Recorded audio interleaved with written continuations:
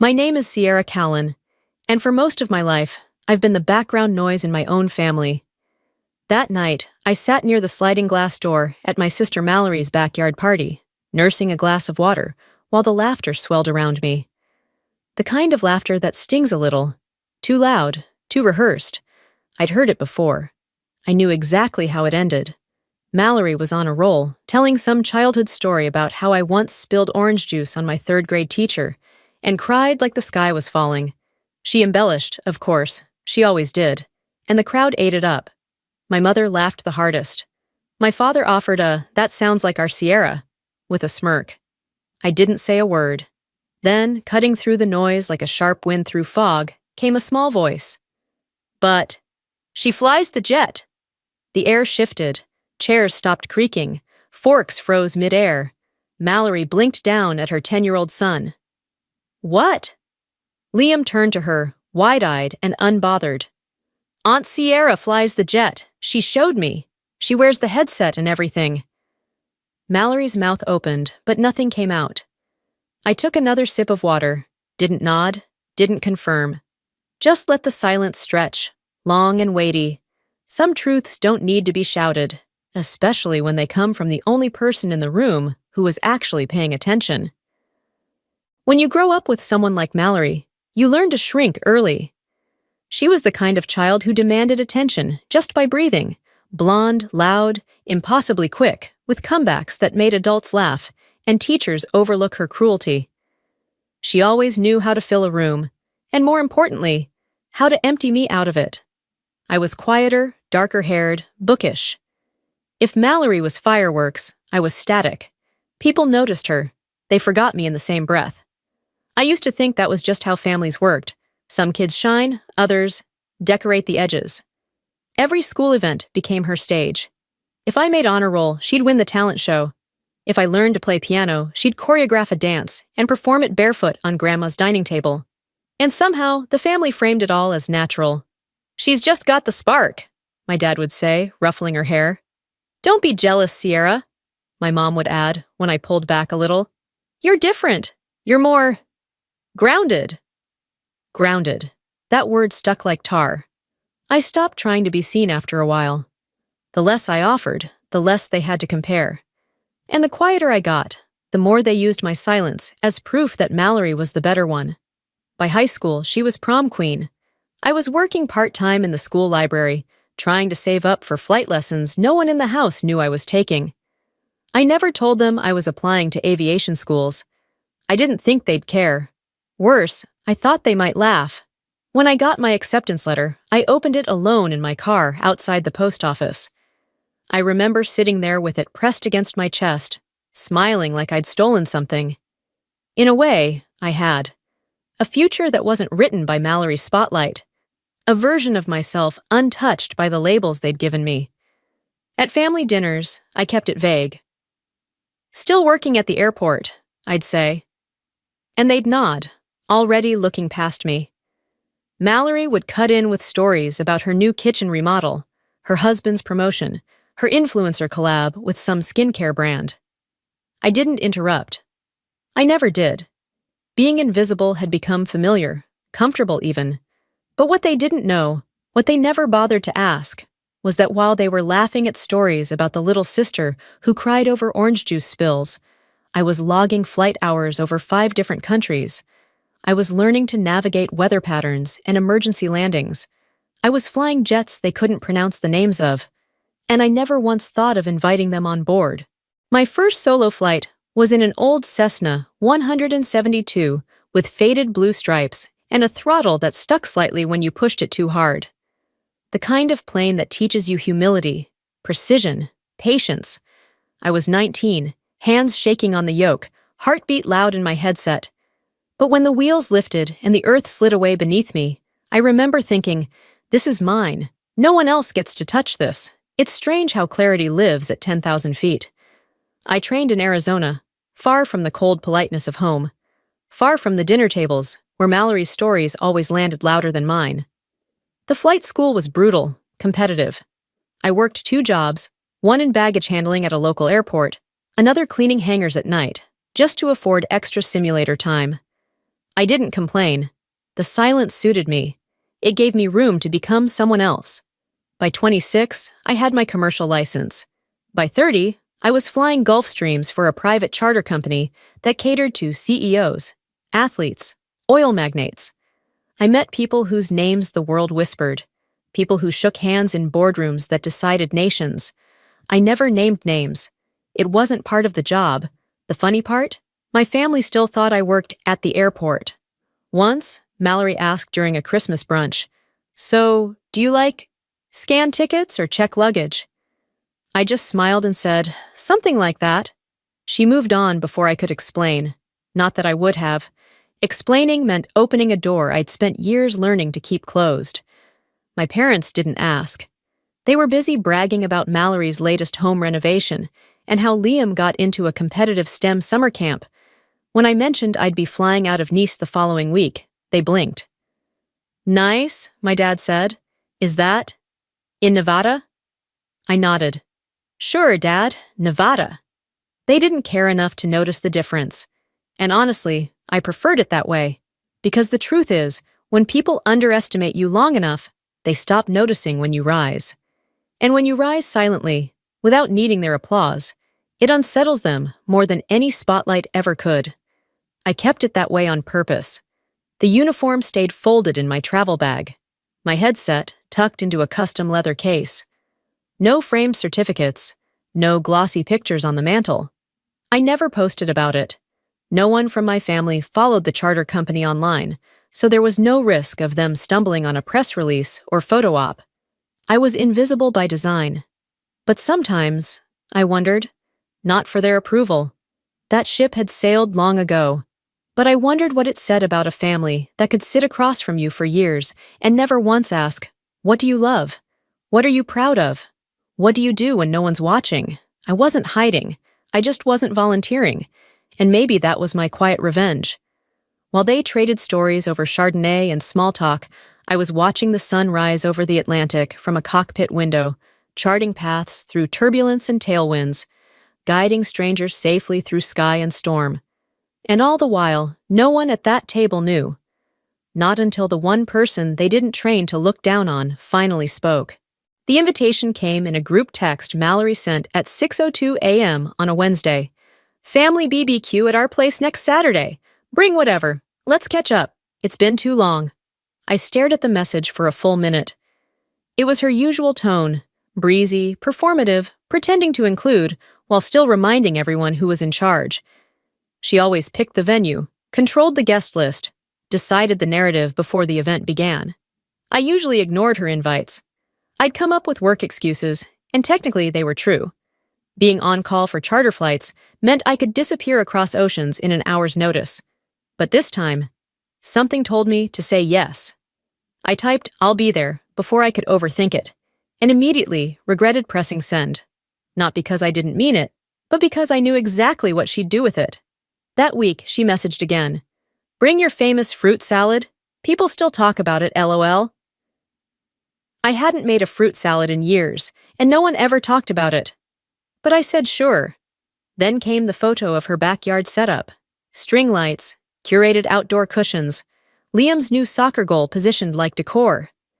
Mallory was already staging the event like an Instagram shoot. Saturday arrived hot and cloudless. I wore a simple white linen shirt, slacks and flats.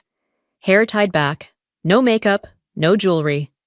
I parked 2 blocks away, out of habit. Even now, I never liked the idea of showing up with anything they could judge. Her backyard was already full. Neighbors, cousins, old family friends. Mallory had a Bluetooth speaker playing some top 40 playlist, and she floated between conversations like she was running for office. She spotted me halfway through pouring a glass of rosé. "Well, look who decided to show up," she sang, "and right on time to help with the corn. You always were the quiet, reliable one." I smiled.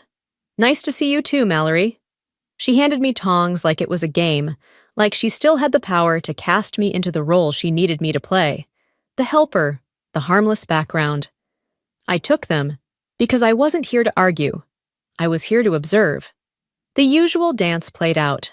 Mallory telling stories at full volume, always the protagonist. our parents beaming whenever she mentioned her son's school scores or her husband's real estate wins. When I chimed in with a nice weather, no one replied. At one point, she introduced me to a neighbor with a laugh. "This is my sister, Sierra. She works something with planes, right?" I nodded. "Something like that." The woman smiled politely and moved on. Mallory turned back to the grill, smirking as if she'd just successfully filed me under irrelevant again. I let her think I'd come here to fade like always, let her narrate the afternoon however she wanted, because I knew something she didn't. Liam, her 10-year-old son, had spent last Thanksgiving weekend with me when Mallory and her husband went on a cruise. I'd taken him to the hangar, let him sit in the cockpit, let him wear my spare headset. I'd shown him what I did, not for credit, but because he asked. He had looked at me, wide-eyed, and whispered, "You fly this?" And I had said, "Every week." He hadn't forgotten. The sun had started to dip behind the fence, casting long amber lines across the patio. People had settled into the second round of drinks, the kind that made their laughter louder and their judgment looser. That was always Mallory's favorite time, when she could turn the spotlight into a weapon and call it just teasing. She sat on the wicker bench near the fire pit, glass of wine in hand, surrounded by an eager semicircle. I saw it coming the moment she leaned forward, with that grin she always wore when she was about to offer a story everyone else was too polite to challenge. "You guys remember when Sierra got lost in the grocery store for like an hour?" she said, looking straight at our aunt. "She cried so hard the store manager had to give her a free lollipop just to calm her down. And she was, what, 8? I didn't answer. I didn't even flinch. Someone laughed, my uncle, I think. Another chimed in. "Sierra, really? I can't picture that." Mallory continued, animated now. She was always so dramatic about the smallest things. I mean, even in school. Remember the time she refused to present her science fair project and just stood there frozen? That was peak Sierra. I stared at my half-full glass of water. Still, clear. My name was being passed around like a party trick, and everyone was too used to the taste to question it. Except one. Liam was sitting cross-legged on the edge of the lawn, holding a half-eaten popsicle and watching his mother closely. He wasn't laughing. He wasn't smiling. His small eyebrows were drawn in just enough for me to notice. Then he stood up. "Mom," he said, not loudly, but clear enough. Mallory paused mid-sentence. "What, sweetie?" He walked over and looked at her, puzzled. "Why are you making fun of Aunt Sierra?" Mallory blinked, thrown. "I'm not, baby. We're just telling funny stories. It's all in good fun." "But—" He turned toward me, then looked back at her. "She flies the jet." Silence. Real silence. The kind that presses against the skin. Glasses paused mid-sip. Chairs creaked. Someone coughed and didn't finish the sound. Mallory's smile faltered. "She what?" a cousin asked, half laughing, like he wasn't sure if this was part of the act. Liam nodded. "She took me to her airport. She let me sit in the seat with all the controls. She said she flies people around the world. She's a pilot." Mallory opened her mouth, closed it. My father's head turned sharply. My mother's brows furrowed like she'd heard something in a language she'd long forgotten. I didn't move. I didn't confirm. I didn't deny. I just let it land, let it hover, let it settle on their shoulders like a truth too heavy to laugh off. No one knew what to say. It was the kind of silence that didn't just fall over a room. It stayed. Thick, awkward, clinging to the air like smoke after something burns. I'd seen that look before, in cockpits, when a system failed midair and the crew had 3 seconds to process it. But here, the only system that had failed was their narrative of who I was. Mallory still hadn't blinked. She stared at Liam like he'd betrayed her. Her carefully curated image, the fun, witty older sister with the pitiful, invisible sibling, had cracked in front of her own son. And worse, she didn't see it coming. My mother slowly set down her drink, clearing her throat like she might reclaim control of the moment. "Sierra, honey, I didn't know you were flying those kinds of planes." I smiled gently. "You never asked what kind of planes." My father gave a dry little laugh, trying to lighten the mood. Guess you've been full of surprises. No, I said simply. You've just been full of assumptions. There was nothing cruel in my tone, just the kind of stillness that comes from years of being overlooked and misunderstood, until you learn that correction isn't owed. It's optional. Aunt Valerie chimed in, nervously cheerful. Well, I think it's wonderful. I mean, not many people do what you do, right, everyone? The room mumbled something like agreement, though no one met my eyes. Because to do that would mean acknowledging how long they'd been looking past me, and I wasn't interested in forced compliments. Not tonight. Liam came over and stood beside me again, like he knew I needed something steady to hold onto, even if I didn't reach for it. He was quiet now, but his presence was loud in the way only honesty can be. I caught Mallory's gaze. For the first time in my life, she looked smaller than me. Not physically, but something in her eyes had shrunk. There was confusion there, and beneath it, something close to fear? Embarrassment? Maybe just the shock of seeing a version of me she hadn't written the script for. Her voice was small. Why didn't you ever say anything? I tilted my head, considered answering for real. Then I settled for the truth. Because you never made space to listen. The words hung there. No one tried to dismiss them, not even her. I stood, brushing invisible wrinkles from my shirt. Liam looked up, hopeful. Are you leaving? He asked. I think I've been here long enough. His shoulders drooped a little. Will you come back? I crouched slightly so only he could hear me. That depends. You still want to learn what all the switches do? His face lit up. Yeah. Then maybe, I said. One day. I ruffled his hair and turned toward the gate. I didn't need to storm out or make a statement. The silence behind me said everything. This time, it didn't feel like emptiness. It felt like consequence, and no one stopped me. They just watched, like passengers who just realized someone else had been flying the plane all along. The morning after the barbecue, I was 37,000 feet above the Atlantic, wrapped in a silence I had chosen. Up here, there were no questions like, "What do you do again?" No dismissive laughter. No rewrites of my life served as punchlines. Just sky, light turbulence, and trust. Trust from people who handed me their lives without knowing my name. I sat in the cockpit, hands steady, voice clear, focused. That's where I belong. Not at folding chairs in someone else's backyard. Not in conversations that mistake silence for emptiness. I thought about Mallory, about the way her face cracked, just slightly, when her son said what she never could. She flies the jet. Not she used to, not she wants to. She does. Present tense, unavoidable, real. I don't think she'll bring it up. I don't expect an apology. But I know she heard it. I know they all did. And for once, they didn't have a comeback. Why didn't you ever say anything, she'd asked. And I told her the truth. Because you never asked. Not out of spite, not to wound her, but because it had been true for years. They built a version of me that was small, quiet, convenient. And I let them, because I didn't need their permission to grow beyond it. But Liam asked. He looked. He saw. And in one moment, he reminded them of everything they had missed while they were too busy talking over me. That's what stayed with me the most. Not the silence after, not the awkward glances. The look in his eyes when he said it. Sure, proud, unbothered. He didn't say it to defend me. He said it because it was normal to him. Because to a child raised with truth, power doesn't need to be loud to be real. That's what I carried with me into the clouds. I don't need my family to clap. I don't need them to understand. I just need what I've always had, runway, altitude, and the calm that comes from knowing exactly who I am. And up here, the sky doesn't ask me where I've been. It simply clears the air and lets me fly.